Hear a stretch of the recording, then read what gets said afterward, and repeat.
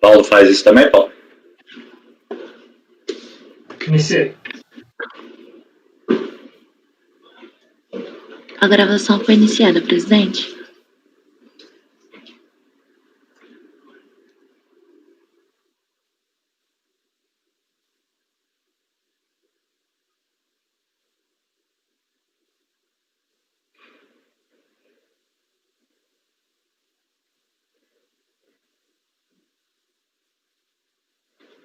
Bem, obrigado. Vamos, então, concluídos os trabalhos das sessões programadas para o dia 11, nós vamos antecipar, dar início aqui ao julgamento dos processos da sessão do dia 12, com a pauta iniciando às 9 horas da manhã.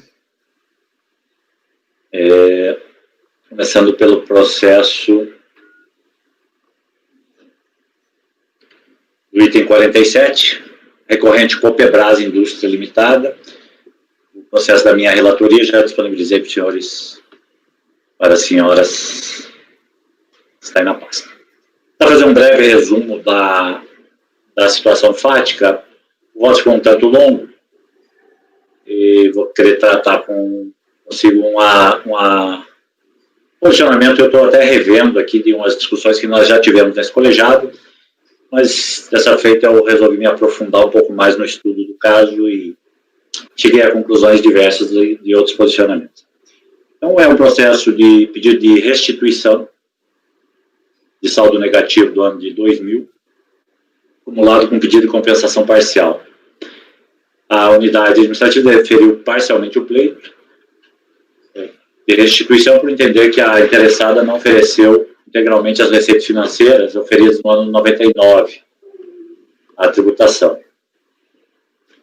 Na oportunidade de análise pela autoridade administrativa, em 16 de fevereiro de 2007, a autoridade revisou a apuração da base de cálculo declarada pelo contribuinte em sua DPJ do exercício 2001 e identificou divergências entre os valores das receitas informadas na ficha 6A, resultado, e na ficha 43 de imposto na fonte. O contribuinte foi intimado, esclareceu a divergências, apresentou alguns documentos, mas a autoridade proferiu o despacho decisório, fazendo uma revisão da apuração do lucro contábil da empresa. Está inspirado aí nessa ficha 6A, ele trouxe os valores da demonstração, do razão, da ficha 43 e o ajuste que foi realizado. Então, diminuindo o saldo negativo na medida em que aumentou a base declarada. Então, também vocês veem uma demonstração do valor declarado inicialmente de 23.300, ele passa para 26.600 e altera o saldo do ajuste, que era uma CSL negativa de 754 mil, passando para 551 mil. Como o contribuinte também já tinha utilizado uma parte desse saldo naquele sistema da IN 2197, que era com contribuições da mesma espécie no ano em curso, no ano 2001, o saldo disponível mesmo acabou ficando apenas em 237 mil, embora reconhecido que existia um saldo de 551 mil. E aí foram homologadas parcialmente as compensações pleiteadas. O contribuinte, na sua impugnação, ele alega que teria ocorrido homologação tácita nos termos do artigo 74 da Lei 9.430. Alegou também aqui, vamos pegar mais adiante. Ele tinha utilizado uma parcela de crédito terceiro, mas isso tinha sido reconhecido pela unidade, mas também foi utilizado como justificativa para não considerar a sistemática de homologação tácita prevista na Lei 9.430, dizendo que ela não previa a compensação de créditos de terceiros. Então, o despacho decisório tinha passando declarado isso, mas ele acabou por reconhecer a compensação que tinha sido efetuada. Em relação às divergências, alega a contribuinte que ele reconhecia a receita financeira pelo regime de competência, pro rata, e teria oferecido, então, a diferença identificada pela autoridade no ano anterior. Notem aqui que não se trata de utilizar a fonte da receita financeira, que é a base de cálculo mesmo da apuração, tá? Que é CSL, não é o IR-fonte que está em discussão. A DRJ deu parcial provimento, acolheu parcialmente a manifestação de conformidade para reconhecer a homologação tácita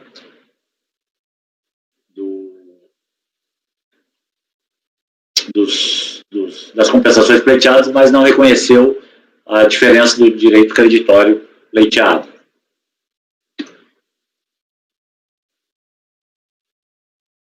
Então, o acordo recorrido reconheceu a homologação tácita dos pedidos de compensação apresentados, porém deferiu a solicitação relativa ao saldo negativo do CSL a restituir. O considerar não comprovado a inclusão da integralidade das receitas financeiras na base de cálculo, mantendo o conteúdo do despacho decisório nesta parte. Ciente da decisão, a recorrente conformada, interpôs recurso, mediante qual reiterou os argumentos da manifestação de inconformidade, forte no sentido de que restava comprovada a tributação dos rendimentos de aplicação financeira e, por consequência, o direito creditório. Foi feita uma conversão de diligência em 2012 para que se confirmasse o oferecimento de tributação dessas receitas nos períodos anteriores, e essa diligência só foi iniciada em fevereiro de 2020. E, intimado, o contribuinte nada respondeu. Aí os autos retornaram para julgamento. Certo? Compreendida a matéria fática, então, restituição com compensação e alteração do saldo de ajuste dos valores apurados. Então, Matheusinho, nessa primeira folha, no segundo parágrafo, terceiro parágrafo, aliás, é no calendário 99 mesmo aí ou é 2000? Deixa eu voltar lá, Paulo. A apuração é de 2000, com certeza.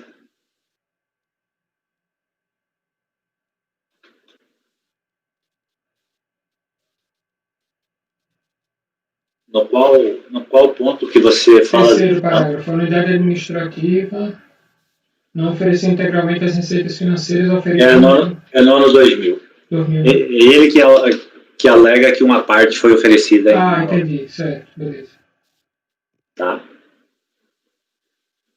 Então, é aquele descasamento da tributação da receita. Esse é um dos aspectos a serem discutidos. Bom, então, vamos ao voto aqui. Algum questionamento a mais?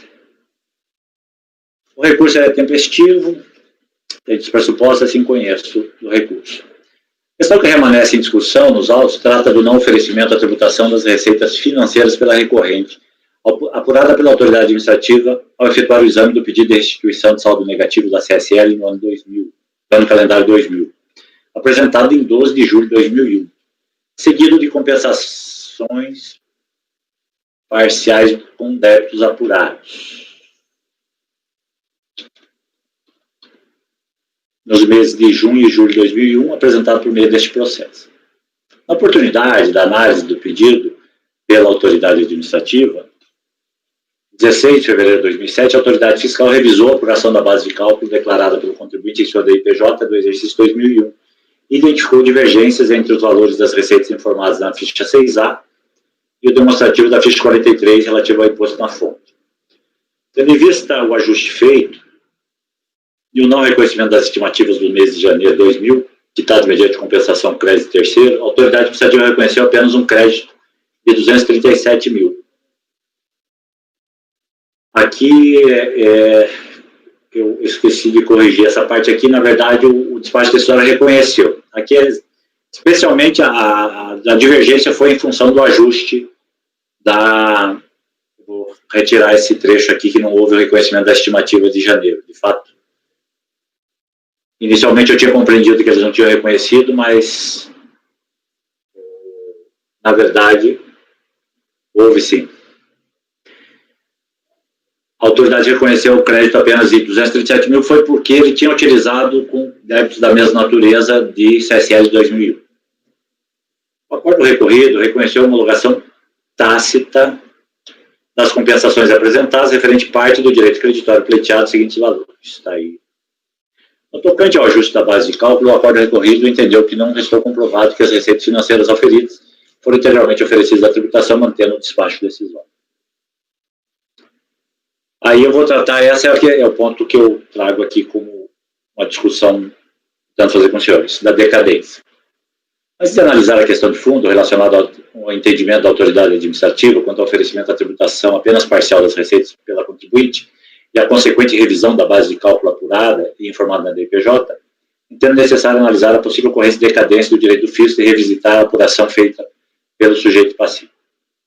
Conforme foi relatado, o pedido de restituição relacionado ao saldo negativo de CSL, apurado em 31 de dezembro de 2000, foi protocolizado em 12 de julho de 2001, enquanto que o despacho decisório foi proferido somente em 16 de fevereiro de 2007 e cientificado ao sujeito passivo em 30 de março de 2007.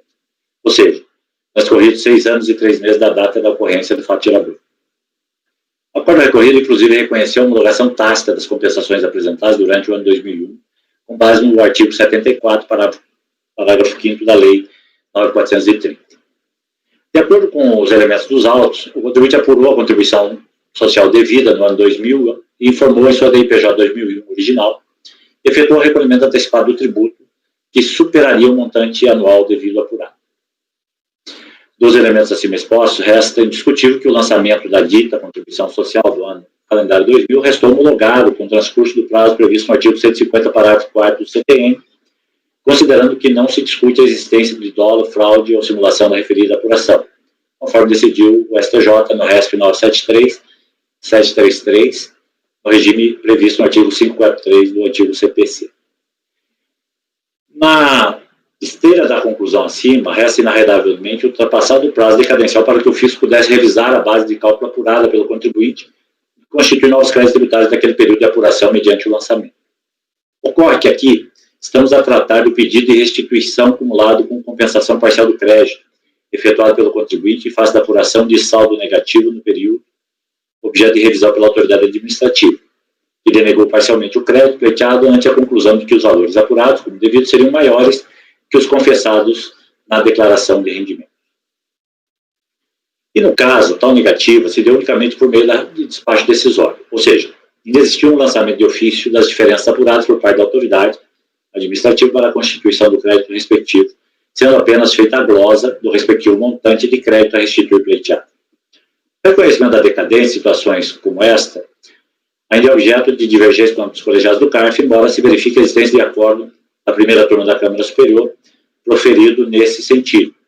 Aqui eu cito uma jurisprudência lá de 2012 que entendia que não poderia ser revisada a base de cálculo da apuração.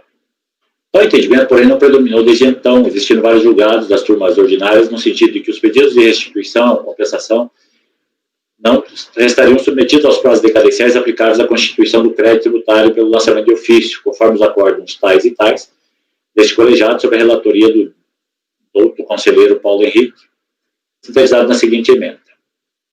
Então, aqui eu cito dois acordos, o acordo do Paulo e a emenda é idêntica, então, em que não se reconhece decadência nesse caso.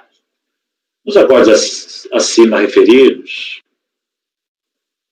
o relator cita ainda a jurisprudência no mesmo sentido, conforme precedentes que indicam. Então, Paulinho trouxe no seu voto vários precedentes.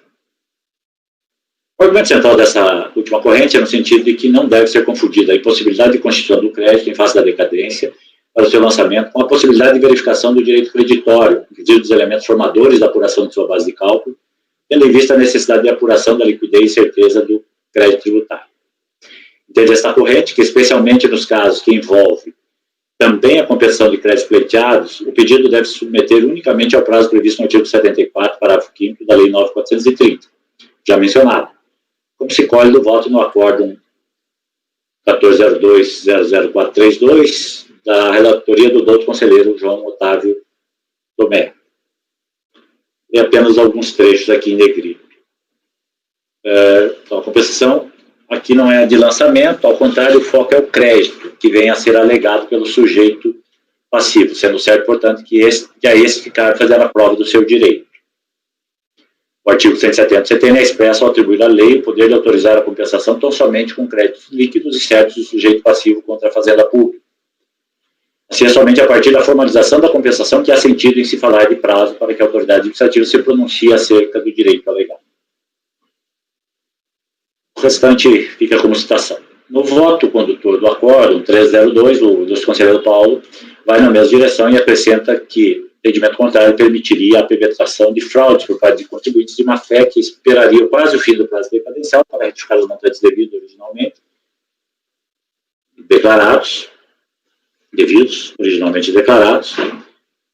seguidos de apresentação de declaração de compensação, de modo que ficaria inviabilizada a revisão da apuração declarada por parte do fisco. Também vou ler os negritos. Como bem esclarecido, o prazo que trata o artigo 173 do CTN trata da constituição de crédito, não guardando qualquer relação com o objeto do presente processo, que é a análise do suposto direito creditório invocado. Assim, na verificação pela autoridade fiscal dentro do prazo de 5 anos, após a apresentação da DECOMP, não há como impor limites a que analise, inclusive, a base de cálculo do suposto crédito invocado, ainda que se refira a fatos ocorridos há mais de 5 anos, não para que realize o lançamento tributário, mas para embasar decisão acerca da restituição da compensação. Adotando-se a linha invocada pelo sujeito passivo, aqui é aquela questão da retificação, a administração tributária, apesar de dispor de até 29 de dezembro de 2016 para homologar ou não a compensação declarada pelo sujeito passivo, disporia de apenas 2 dias para verificar a certeza do saldo negativo que é invasor. No caso, em apreço, tinha havido uma retificação bem às vésperas da apresentação da ADECOM. Tendo em vista a força dos argumentos acima apresentados pelo brilhante conselheiro, Paulo Henrique, acompanhei seu voto nos acordos proferidos no colegiado, o último acima citado pelas suas conclusões. Especialmente faz o argumento de que o entendimento diverso abriria flanco para a ocorrência de retificações fraudulentas das declarações às vésperas do transcurso do prazo decadencial. Não obstante, desde então, tenho refletido sobre o tema e penso que essa seja uma oportunidade de revisitá-lo, ampliando e aprofundando o horizonte de análise. Os defensores da tese de que não se aplicam os prazos decadenciais inerentes ao lançamento, aos pedidos de restituição e compensação, sustentam que os únicos prazos que a regem são do artigo 681 do CTN para o contribuinte e, especificamente, no caso das compensações, o prazo de homologação fixado no artigo 74, parágrafo 5º da Lei 9.430 para o fisco, né? Para o fisco.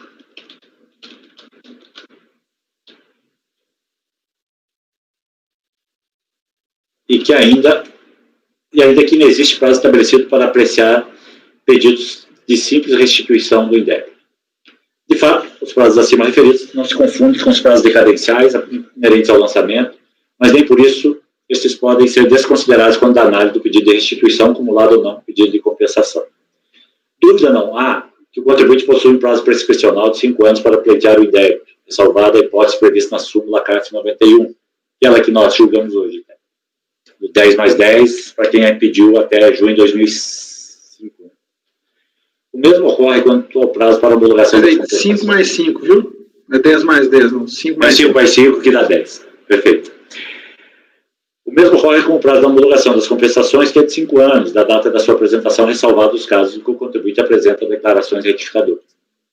Bem de relembrar que o prazo previsto no artigo 74, parágrafo 5º da Lei 9.430, refere-se à homologação da compensação, fim do qual, sem manifestação da autoridade administrativa, resta a mesma homologada tacitamente, independentemente da verificação da existência do crédito pleiteado.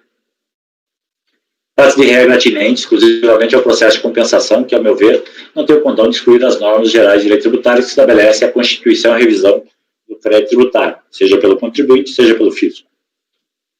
Tendo em conta essa premissa, é preciso analisar qual o alcance dessas normas gerais atinentes ao lançamento com vista à apuração de eventuais indébitos pleiteados pelo sujeito passivo.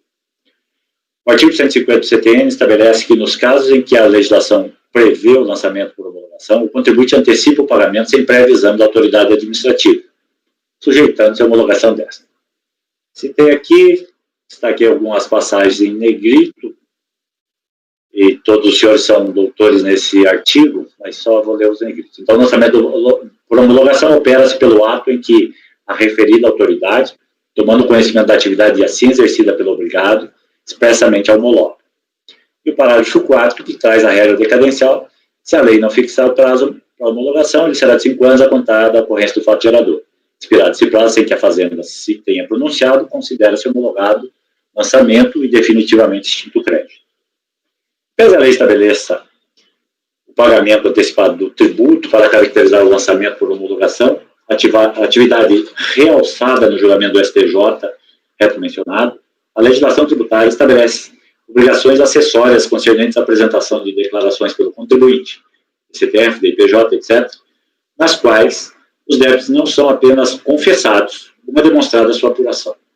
Cumprida esta etapa pelo contribuinte, completa-se o seu dever previsto no artigo 150, abrindo para o fisco o poder-dever de homologar o lançamento realizado, expressa ou tacitamente.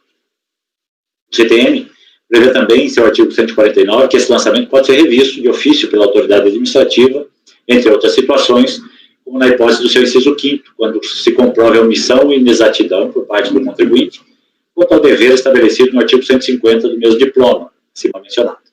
Essa revisão, nos ditames do Código, só pode ser feita enquanto não extinto o direito da fazenda pública. Confira-se o dispositivo. Também, os senhores são conhecedores do mesmo, não preciso ler.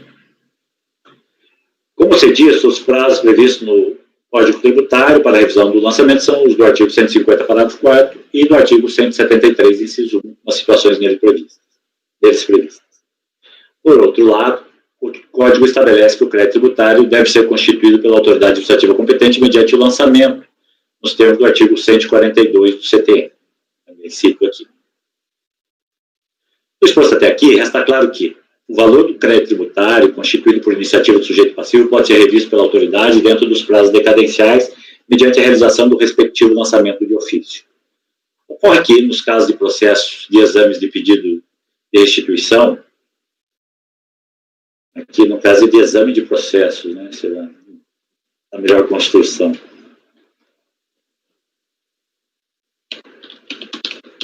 O processo de pedido de restituição e compensação tributária, a autoridade administrativa, por vezes, procede ao reexame da base de cálculo apurada pelo contribuinte, informado em suas declarações e constatando a omissão ou inexatidão na apuração, procede à reapuração do montante devido, sem realizar o lançamento para alterar o crédito confessado, glosando a diferença apurada no crédito pleiteado. Foi precisamente o que ocorreu no presente caso, que só ocorreu em muitos outros. É possível que decorra desta forma de proceder da autoridade administrativa o entendimento de que a revisão da base de cálculo declarada no âmbito do exame dos processos de restituição ou compensação, sem a lavratura de um ato constitutivo do crédito apurado, não se submete aos prazos decadenciais estabelecidos no CTN para a realização do lançamento, posto que tal procedimento seria autônomo e assim prescindiria daquele ato administrativo. O aprofundamento do exame deste caso me fez ver o equívoco desta tese. Ora, sendo o chamado lançamento por homologação sujeito à revisão da autoridade administrativa, sob pena de homologação tácita, e diante da necessidade de consubstanciar esta revisão mediante o lançamento de eventuais diferenças devidas, a sua não realização no prazo legal implica na sua homologação definitiva para todos os fins. Não há como prescindir da realização de lançamento quando a autoridade administrativa constata divergência entre os valores apurados e informados pelo contribuinte na apuração do quanto devido do tributo, mesmo em sede de pedido de restituição e compensação. E aqui, peço só um intervalinho, já me manifestei no outro sentido, como os senhores sabem, eu tinha outra compreensão, adotava essa linha de que não era necessário, bastaria observar o prazo, os prazos, né? Veja-se que o pressuposto inicial do pedido de restituição ou compensação é a realização de um pagamento indevido ou maior que o devido em face da legislação tributária. A apuração deste montante indevido é feita, em princípio, a partir do confronto entre o montante pago e o montante apurado e confessado pelo sujeito passivo. Ou seja, para que exista um débito tributário, é necessário que exista a quitação de um crédito tributário, via de regra, mediante pagamento ou compensação, que extrapola o montante apurado, e constituído mediante confissão por meio de declaração do sujeito passivo. Quando há divergência entre os valores pleiteados em pedidos de restituição ou compensação e aqueles informados em DCTF como disponíveis, é imprescindível que o sujeito passivo proceda à retificação desta última declaração, de forma que os débitos declarados ao EF fiquem disponíveis, providência requerida, inclusive depois de proferido o despacho decisório, como se extrai aqui do parecer COSIT, número 2, 2015, que eu menciono. A importância da declaração constitutiva do crédito tributário, no caso da DCTF, pelo contribuinte, também é constatada quando se examina o instituto da denúncia espontânea.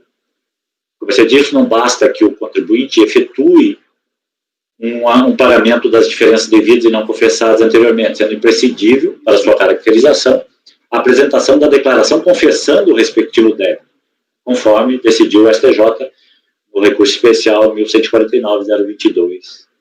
Eu cito aqui a emenda. Do LEPS também, os senhores conhecem. Aqui apenas a parte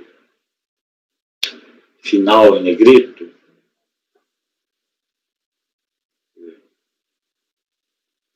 As destacadas aqui, o item 3. A declaração do contribuinte evita a necessidade de constituição formal do crédito, podendo este ser imediatamente escrito em dívida, tornando-se exigível, independente de qualquer procedimento administrativo de notificação ao contribuinte. Quando o contribuinte procede à retificação do valor declarado, ou menor, legalmente recolhido, elide a necessidade do fisco de constituir o crédito tributário atinente à parte não declarada. Como destacado no acordo do STJ, a retificação do valor declarado ou menor elide a necessidade do fisco constituir o crédito atinente à parte não declarada. Por outro lado, o mero pagamento, desacompanhado da confissão do débito, é insuficiente para caracterizar a denúncia espontânea. Pelo exposto até aqui, está claro que, na modalidade de lançamento por homologação, a atividade do contribuinte de confessar o débito em declaração e efetuar o pagamento correspondente constitui o crédito tributário, dispensando o fisco de qualquer providência para sua constituição. Se, por um lado, o contribuinte, para modificar os valores originalmente declarados, necessita apresentar nova declaração retificadora dos débitos, de outro, impõe-se ao fisco, ao efetuar a revisão dos valores apurados e confessados pelo contribuinte, e apurar diferenças devidas e não confessadas, a obrigação da constituição do respectivo crédito tributário pelo lançamento pela autoridade administrativa competente. Esta é a forma legal de revisão do pagamento e declaração do tributo realizados pelo contribuinte sujeito à homologação da autoridade fiscal, sem o que as apurações do sujeito passivo permanecem válidas e o fisco não pode exigir diferenças apuradas, pois sequer poderia inscrevê-las em dívida ativa. A obrigatoriedade de efetuar o lançamento para a constituição do crédito tributário apurado, quando este não foi regularmente apurado e confessado pelo sujeito passivo, também está prevista no artigo 9º do Decreto 70.235, que determina a lavratura de autoinfração e notificação do lançamento, inclusive para os casos em que, constatada a infração à legislação tributária, dela não resulte a exigência do crédito tributário. Cito aqui, também destaco em negrito, desnecessário ler. Nesse ponto, não posso deixar de mencionar o respeitável entendimento do doutor conselheiro Ricardo Marozzi, ilustre membro desse colegiado, manifestado em artigo que trata do tema intitulado Análise do Direito Creditório na Repetição do Indébito Tributário Federal, onde aponta que a introdução desse parágrafo 4º do artigo 9 tinha como objetivo, segundo a exposição de motivos da MP, que lhe deu origem, tão somente de assegurar o direito ao contraditório e à ampla defesa nas hipóteses mencionadas, conforme aponta. E aqui a conclusão, ele cita aqui o dispositivo, o item da exposição de motivos da MP, que fala, então, que essa era uma modalidade que permitia a fazenda constituir o crédito e ao contribuinte exercer plenamente direito ao contraditório e ampla defesa. Tratou-se, então, segundo o Ricardo, de garantir o contraditório e ampla defesa nas hipóteses em que constatadas as referidas infrações. Portanto, a finalidade dessa norma deve ser colhida em absoluta consonância com a ideia de se garantir o contencioso administrativo e, sobretudo, com a exigência probatória contida no caput do mesmo artigo, ou seja, todos os elementos indispensáveis à comprovação do ilícito. Desde que tais premissas sejam atendidas, não vejo a necessidade de se exigir a lavratura do auto de infração, se o mesmo objetivo pode ser atingido com um despacho decisório e pode ser contestado pela via da manifestação de conformidade. Peço vênia para discordar desse entendimento do nosso douto e brilhante colega conselheiro Ricardo. Em que pese a redação do dispositivo não prime pela melhor técnica, resta claro que trata de situações como a do presente caso, em que, embora exista um crédito tributário a ser constituído, dele não resulta uma exigência de pagamento, posto que o contribuinte já havia recolhido valores superiores ao apurado, suficientes à quitação do crédito tributário adicional. A invocação da mensagem legislativa como método de interpretação histórica do dispositivo, invocada no texto acima, enquanto válida, não deve ser a única. E mesmo ela pode e deve ser lida conjuntamente com outros métodos de interpretação, como o teleológico e, por que não, primeiramente, o literal.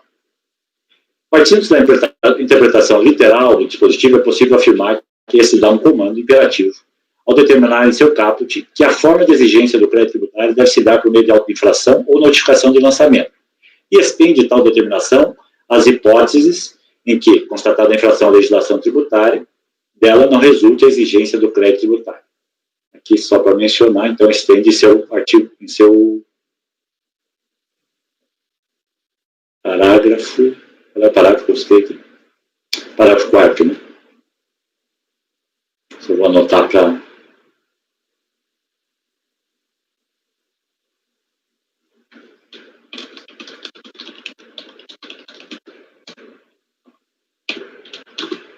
Assim, revela-se de pronto que não é uma faculdade, mas um comando legal determinando a forma como deve proceder, como deve ser constituído o crédito tributário pela autoridade fiscal ao proceder ao lançamento de ofício, em face das infrações por ela apuradas. Ao contrário do que parece sugerir a exposição de motivo, quando afirma que o dispositivo visa possibilitar à Fazenda Nacional, nas hipóteses em que não resulte o lançamento do crédito tributário, sua formalização na forma estabelecida no caput do artigo 9. Adotando-se um método teleológico de interpretação, por tudo que se expôs até aqui, sobre a forma de constituição e revisão do crédito tributário, a melhor conclusão, ao meu ver, é a de que o dispositivo em questão é a forma determinada pelo legislador para a constituição do crédito tributário mediante o lançamento de ofício pela autoridade administrativa competente, em sintonia com o que dispõe o Código Tributário Nacional nesta matéria. Mas, ainda que se busque a finalidade da norma por meio da interpretação histórica, a parte final da exposição de motivos, ou seja, permitir ao contribuinte exercer plenamente seu direito ao contraditório e à ampla defesa, me parece que a determinação de lavratura do auto de infração ou notificação de lançamento em situações tais, como a que ora se discute, é a que propicia ao contribuinte o mais amplo exercício do seu direito de defesa. Note-se que, no presente caso, tivesse sido feita a lavratura do auto de infração ou notificação de lançamento, o debate sobre a ocorrência ou não da decadência não seria interditado por interpretações outras, quanto à real natureza do ato praticado pela autoridade administrativa, ao revisar a base de cálculo apurada pelo contribuinte e recalcular o quanto devido da contribuição em questão, glosando a diferença apurada do montante a ser restituído como indébito. Bastaria aferir, diante dos elementos fáticos e à luz das regras decadenciais, se a decadência ocorreu ou não. No outro giro, fosse facultativa a atividade da autoridade administrativa, a inovação legal seria inócua, posto que, como bem observado pelo Dr. Conselheiro Ricardo, em seu artigo, a lei já oferecia ao contribuinte o direito a apresentar manifestação de inconformidade em face do indeferimento total ou parcial dos pedidos de restituição ou compensação. Não olvidemos que outro princípio basilar da hermenêutica é de que a lei não contém palavras inúteis. Confesso que até me aprofundar nesse estudo, eu também considerava aceitável o ato praticado pela autoridade administrativa de proceder ao ajuste da base de cálculo e a retificação do quanto devido, tão somente mediante a exposição dos motivos de fato e de direito no seu despacho decisório. Diante do quadro ora analisado, revejo tal entendimento, pois estou convicto de que não há espaço para a revisão do crédito tributário constituído por meio da confissão do sujeito passivo, aqui ficou um por meio, através do lançamento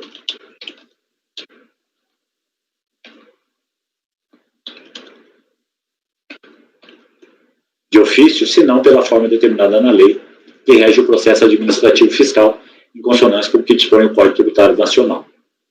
Infelizmente, em que pese o parágrafo 4º do artigo 9º do Decreto 70.235 tenha sido inserido no ordenamento desde o ano de 2009, não se observa um procedimento uniforme da administração tributária nesse sentido, quando se detecta a necessidade de revisão da base de cálculo e do crédito tributário apurado na análise de pedidos de compensação e restituição. Entendo que seria oportuna e necessária a padronização desse procedimento em obediência ao ordenamento que rege o processo administrativo fiscal, que poderia ser adotado diretamente no sistema de compensação eletrônica da Receita, nos moldes da malha fiscal, com a emissão conjunta do auto de infração e do despacho decisório a ele conformado, abrindo-se prazo único para impugnação e manifestação de inconformidade do interessado, querendo este. Por fim, dirijo a atenção ao derradeiro argumento em prol da dispensa da realização do lançamento formal e, portanto, da não incidência dos prazos decadenciais aos processos de restituição e compensação. Trata-se de um argumento de ordem prática que aponta para o risco do contribuinte retificar suas declarações de confissão de débito e de apuração da base de cálculo na 1ª hora do prazo decadencial para proceder, o que inviabilizaria a revisão do fisco e abriria espaço para a criação fraudulenta de créditos inexistentes. Embora o argumento impressione à primeira vista, de fato, também já me impressionou, como relatei no início, o exame detido das disposições legais que regem a constituição do crédito e sua retificação por parte do contribuinte demonstra que, na prática, esse risco não existe. Se não vejamos. A própria norma infralegal que rege a apresentação da DSTF cuidou de evitar situações como esta. Se não vejamos que dispõe seus artigos 9º e 10º. Vou ler a parte em negrito. Artigo 9º. A alteração das informações prestadas em DCTF, na hipótese que admitida, será efetuada mediante a apresentação de retificador. Parágrafo 1º. A DSTF retificadora terá a mesma natureza da declaração originariamente apresentada e servirá para declarar novos débitos, aumentar ou reduzir os valores de débitos já informados ou efetivar qualquer alteração nos créditos vinculados. Aí vamos para o parágrafo 5º. O direito do sujeito passivo de pleitear a retificação da DCTF extingue-se em 5 anos a contar do primeiro dia do exercício seguinte àquele ao qual se refere a declaração. Artigo 10. As DCTFs retificadoras poderão ser retidas para análise com base na aplicação de parâmetros internos estabelecidos pela RFB.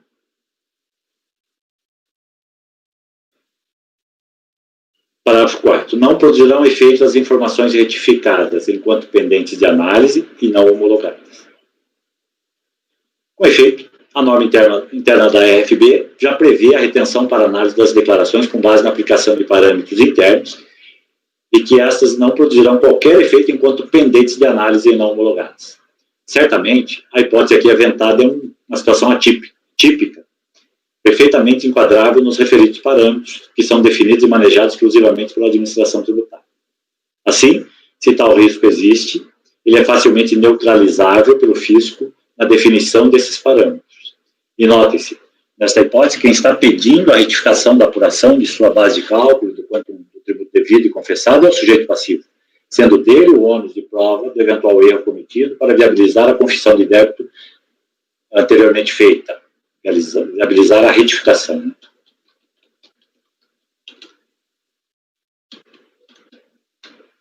Que permanece válida até o pronunciamento do fisco e sem o que a restituição ou compensação pleiteada se revela inviável.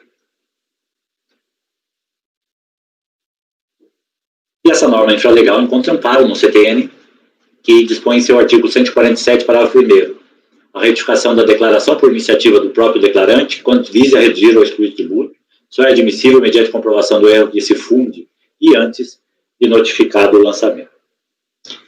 Que pese o artigo 147 trata do chamado lançamento por declaração, modalidade inusual no nosso sistema atual, a disposição do seu parágrafo 1º é perfeitamente aplicável ao lançamento por homologação, como bem anotou o Leandro Paulsen, nessa obra que eu cito, que esse dispositivo tem sido bastante invocado e aplicado por analogia para definir o marco até quando pode o contribuinte retificar suas declarações livremente, com eficácia imediata e, a contrário do senso, a partir de quando o contribuinte não pode exigir que o fisco, que, independentemente de apreciação de erros e equívocos da declaração originalmente prestada, considere as retificações. Em suma, entendo que não há fundamento para afastar a aplicação dos prazos decadenciais previstos no artigo 150 e 173, inciso 1 do CTN, aos processos de revisão da base de cálculo e do quanto devido pelo sujeito passivo no bojo da análise de pedido de restituição ou compensação. Tal conclusão, obviamente, não se aplica ao exame das parcelas que compõem a quitação do crédito tributário apurado e objeto do pedido de restituição, compensação ou compensação total ou parcial pelo sujeito passivo, pois essas correspondem à essência do direito creditório pleiteado, sem as quais inexiste o próprio crédito. Então, apenas observando que não se aplica às parcelas de pagamento, compensações, etc. Posto na fonte. Por isso, as parcelas que compõem a quitação do crédito podem ser examinadas e rejeitadas pelo fisco quando não comprovadas, dentro do prazo previsto no artigo 74, parágrafo 5º da Lei 9.430, então, no caso de compensações, ou até que se profira o despacho decisório no caso de simples pedido de restituição, vez que, diferente das compensações, a lei não estabelece prazo máximo para o seu reconhecimento. Como já mencionado, no caso das compensações, a lei prevê sua homologação tácita, independentemente da análise do crédito invocado após o transcurso do prazo de 5 anos da apresentação da declaração de compensação. Voltando ao caso concreto, e na esteira do entendimento acima, entendo que estava obstaculizada pela decadência a revisão pela autoridade administrativa da apuração da base de cálculo e do quanto devido da contribuição por ocasião da prolação do despacho decisório. É certo que, no presente caso, ainda não vigia a redação do parágrafo 4º acima transcrito, que determina expressamente a lavratura do auto de infração e notificação do lançamento nessa situação, o que, no entanto, não invalida as conclusões acerca da necessidade de realização do lançamento pela autoridade administrativa, ainda que se admita que o despacho decisório possa produzir o mesmo efeito de um auto de infração. Com efeito, embora a recorrente não tenha assustado a questão da decadência em sua publicação e recurso por se tratar de matéria de ordem pública, conhecível a qualquer tempo, inclusive de ofício pelo julgador, conforme a jurisprudência consolidada, e conforme decidiu recentemente a primeira turma da Câmara Superior, o acordo da conselheira, ilustre conselheira Edeli, é possível, então, reconhecer de ofício a decadência nesses casos. Assim, entendo caracterizada a sua ocorrência, no presente caso, em pontos reconhecê-la. Em consequência, deve ser reconhecido o direito creditório adicional de R$ 203.420,76, glosado pelo despacho decisório combativo. Tendo em vista que o crédito total pleiteado pelo contribuinte foi de R$ 754 mil, mas parte dele foi utilizado para a quitação de estimativas da contribuição de janeiro e junho de 2001, nos moldes da IN 21, e outra parte foi objeto de quitação das compensações consideradas homologadas tacitamente pelo acordo recorrido, tais parcelas devem ser deduzidas pela autoridade preparadora na apuração do saldo efetivo a restituir. Pelo exposto, conduzo meu voto no sentido de suscitar de ofício a ocorrência da decadência da revisão da base de cálculo, do quanto devido pelo sujeito passivo, e, em consequência, dar provimento ao recurso para reconhecer integralmente o direito creditório pleiteado, no qual devem ser deduzidas as parcelas já compensadas para fins de apuração antes de ser efetivada a restituição do saldo a contribuinte. Então, esse aqui é uma preliminar, né, suscitada por mim. Caso os senhores não concordem, eu prossigo no voto do mérito. Aí eu apreciei o mérito dessa matéria, né, da revisão da base de cálculo. Acho que ficou claro, não preciso aditar nada, né, eu realmente dediquei um bom tempo, bem mais do que o processo disponibilizava de horas, evidentemente, e estudei bastante, li os votos que a gente já tinha proferido, li o estudo que o Ricardo fez, que, como sempre, com bastante qualidade, né, o artigo. Até tinha um outro artigo de outro advogado, mas eu não gostei muito da linha adotada por ele, no mesmo livro, então nem cheguei a mencionar. Então, para mim, duas coisas. Restou claro que é indispensável o lançamento, né, no caso de revisão, e aplica-se o prazo decadencial em qualquer caso que se refira à mudança da apuração da base de cálculo declarada pelo contribuinte, ainda que em sede de restituição e pedido de compensação. Gustavo, que já tinha mencionado que ele pensava nessa linha de que era indispensável o lançamento. Eu não sei os outros, mas me lembro de Gustavo já mencionar isso. Então, abro para os senhores, se quiserem fazer algum tipo de questionamento ou discussão, fica aberto.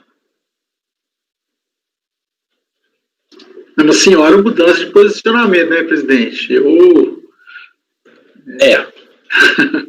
Mas eu achei muito interessante as suas colocações e, enfim, estou aqui refletindo um pouco ainda. Queria ouvir os colegas, mas está bem construído, muito bem construído, por sinal. Obrigado. Gustavo. É isso, quando você muda o posicionamento com uma construção argumentativa coerente, sustentável, bem fundamentada, não há críticas a se fazer. tudo que foi colocado pelo presidente aqui vem de encontro ao que eu já venho falando há algum tempo. Eu nunca admiti a revisão de base de cálculo em processo de compensação, sempre admiti a possibilidade de se rever fonte, estimativa, etc., para além até do prazo decadencial, mas em relação à base de cálculo em si, no caso da CSLL, o lucro líquido, no caso do imposto de renda, o próprio lucro real, eu nunca admiti essa possibilidade, inclusive com glosa de despesa, sempre sustentei que isso objetivamente teria o condão de travar o processo de compensação, porque se todo e qualquer procedimento de compensação se admitir a revisão da base de cálculo, nós simplesmente não vamos conseguir jamais ter uma análise, inclusive por meio de processo eletrônico. E mais que isso, traça um paralelo. A gente sabe, por exemplo, que prejuízo fiscal e base de cálculo negativa só pode ser revisada por meio de lançamento, nem mesmo em processo de compensação isso pode ser feito. A apuração do lucro líquido aqui nada mais é do que a apuração da própria base de cálculo negativo, no caso da CSLL, e do lucro real negativo é o prejuízo fiscal. Então, se eu não posso revisar o prejuízo e a base de cálculo negativo, muito menos eu posso fazer a revisão da base de cálculo para fim de compensação. Então, assim, parabéns para o presidente, o voto ficou do caramba. E, enfim, eu acho que eu já adiantei meu voto. Obrigado.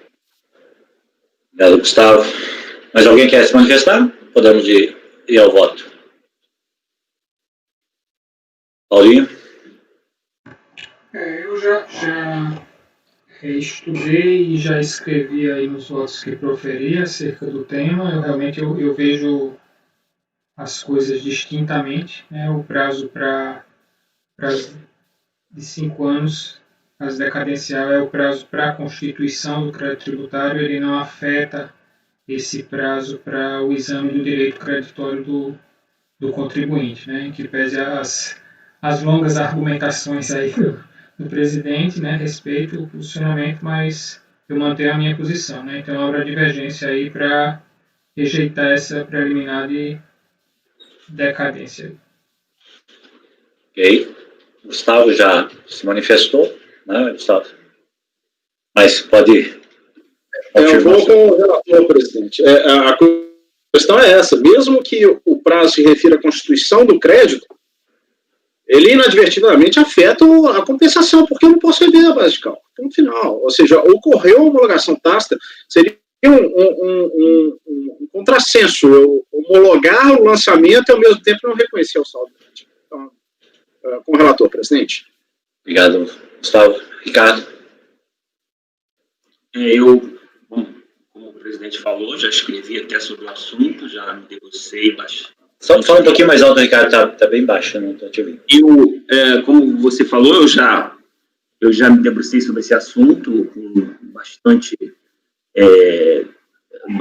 cuidado, inclusive até resultou esse artigo aí que foi escrito, tinha outros elementos no artigo, né? E só 2 pontos aí que se levantou, que eu não concordo com a questão daquele artigo, com a sua conclusão no artigo 9º, né? Parágrafo 9º? É parágrafo 4º do artigo 9º.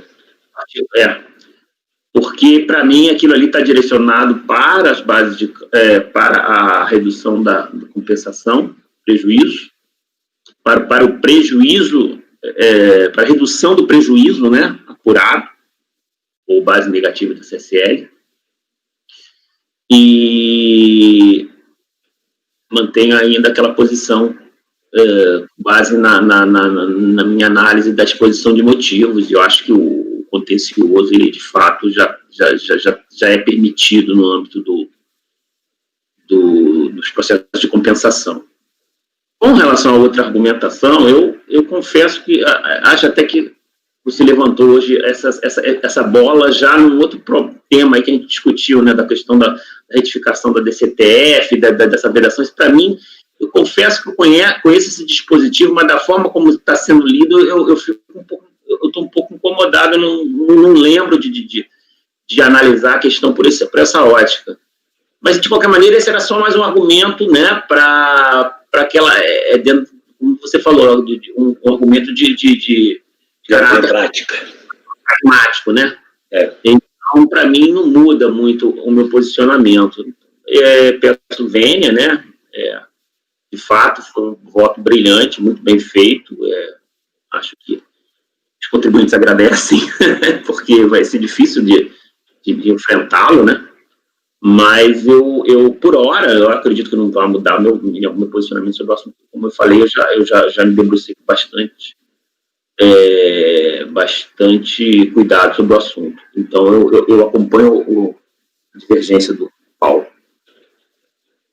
Ricardo, obrigado. Bom, aí o meu voto não pretende nem agradar nem desagradar o contribuinte, foi só o que eu, o que eu realmente pensei em termos da matéria e não independente do efeito, né? Acho que não, desculpa se eu me expressei errado, é só na linha do que realmente é um voto brilhante, e é um voto que pode ser utilizado, né? Claro. Não, eu entendi, sim. Nós estamos aqui pelo direito, não pela... Com certeza. Obrigado, Ricardo. Flávio? Bem, presidente, eu até estava dando uma olhada naquele precedente do Paulo. Eu acompanhei, ao contrário de você, Gustavo e Marcos, à época, eu não fui pelas conclusões, eu acompanhei na integralidade. Isso até é complicado, porque mudar, né? A ideia aqui a sua ideia, o que você colocou desde o início é uma mudança de posicionamento. Mas, assim, o que você colocou e a forma que você colocou, e quando o Ricardo fala vai agradar para mim a academia, vai agradar os estudiosos do direito, vai agradar todo mundo que está aqui refletindo, estudando, e está pensando. E fez refletir demais aqui, eu li todo, porque atento a tudo que você escreveu, é difícil de divergir do que você colocou. Em que pese, em algum momento lá atrás, eu já tenho me posicionado de forma divergente, mas acho que está muito bem construído e me convenceu. Confesso que me convenceu e, por conta disso, eu vou mudar meu posicionamento anterior, já proferido. Eu não me lembro de ter votado como relator, e sim, acho que a princípio acompanhando o Paulo e outros processos. Eu acredito que não tenhamos mesmo, porque eu não me lembrava se a gente tinha um voto ou só tinha uma discussão interna. Eu não me lembro de ter escrito isso. Eu lembro de eu ter acompanhado o Paulo e voltei no voto do Paulo para ver como que eu tinha votado. De fato, eu tinha acompanhado ele, não pelas conclusões, ao contrário, repito, de você, Gustavo e Marcos. Mas eu parabenizo aí pelo voto e acompanho o relator na integralidade, deixando claro, mudando meu entendimento, conseguindo em outros votos anteriores. Obrigado, Flávio. Senhor André, acho que também não tinha feito essa discussão aqui ainda, né? Não, eu achei excelente o seu voto, presidente. Só que eu sempre me senti muito confortável com a posição divergente. Para mim, sempre foi uma verdade. Então, eu acho que para eu mudar a minha posição, eu teria que ter uma reflexão um pouco mais profunda, estudar um pouco mais. E então, nesse momento, eu acompanho a divergência. Parabéns pelo seu voto. Obrigado, André. Lélcio? Também está chegando, então não sei se já tinha estudo sobre isso, se tinha refletido sobre esse tema. Não, eu fico até mais à vontade, porque no meu caso não se trata de mudar de posição. Eu acompanhei atentamente a leitura do seu voto, acho que é um voto que tem coerência. Eu não sei se, caso eu tivesse lido um voto divergente, como que eu me posicionaria, mas, em princípio, me parece que não há como a gente negar o direito creditório do contribuinte, uma vez que já tenha consumado o prazo decadencial para verificação de eventual débito tributário que o contribuinte tenha. Uma coisa anula a outra, né? Então, nesse sentido, presidente, eu acompanho o voto, o parabenizo pela construção lógica que tem e os fundamentos jurídicos apresentados. E o parabenizo também por ter mudado de posição e ter construído um voto realmente substancioso sobre o assunto. Eu acompanho o voto do presidente, do relator. Obrigado, Pércio. Mauritânia, você também já está aí na lide há mais tempo, não sei se já tinham enfrentado essa discussão das turmas especiais. Votado a respeito, não, mas já parei para pensar algumas vezes e parabéns pelo voto, muito bem concatenadas as ideias, logicamente também coerente, com as premissas e eu acompanho seu voto. Ok. Obrigado, Mauritânia. Então, eu tinha feito análise de mérito, inclusive eu acho que no mérito, apesar do contribuinte não ter respondido à diligência, eu me aprofundei um pouco nos exames e tinha chegado à conclusão de que havia elementos bem consistentes que apontavam que ele teria levado à tributação essas receitas financeiras no período de 99. É um caso raríssimo de, se vocês olharem, até eu copiei aqui o livro Razão, que ele trazia do ano anterior, do próprio ano, caso raríssimo de o contribuinte especificar com mais detalhamento as receitas financeiras na contabilidade. Às vezes é feita de maneira meio global, dificilmente ele consegue demonstrar esse oferecimento à tributação. Nesse caso aqui, como ele fazia o reconhecimento mensal, e enquanto não vencida o resgate, ele estornava todo o rendimento acumulado no período anterior e adicionava no seguinte. Então ele fazia o estorno, vamos dizer, reconheceu 300 até novembro, em dezembro tinha mais 50, ele estornava o 300, reconheci 350.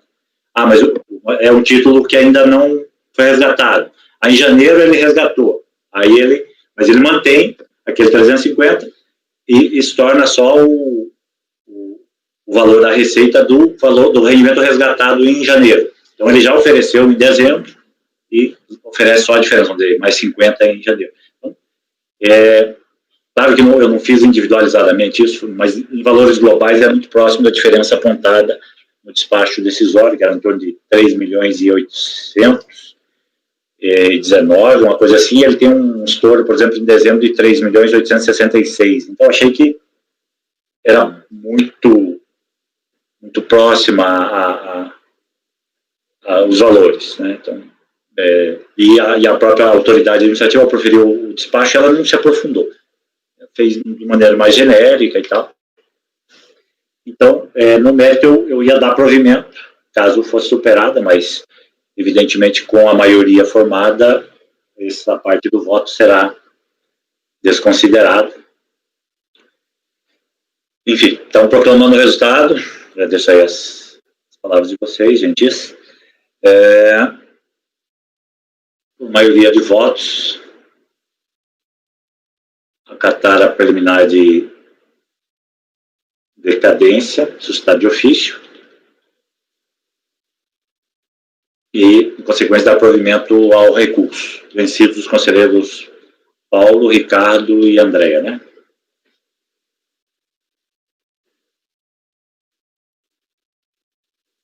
Fizer a anotação.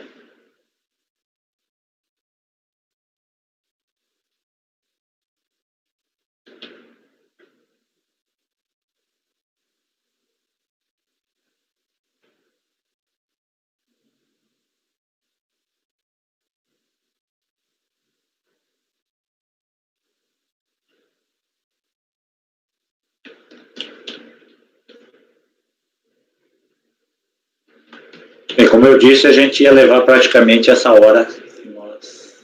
Já deu mais de uma hora.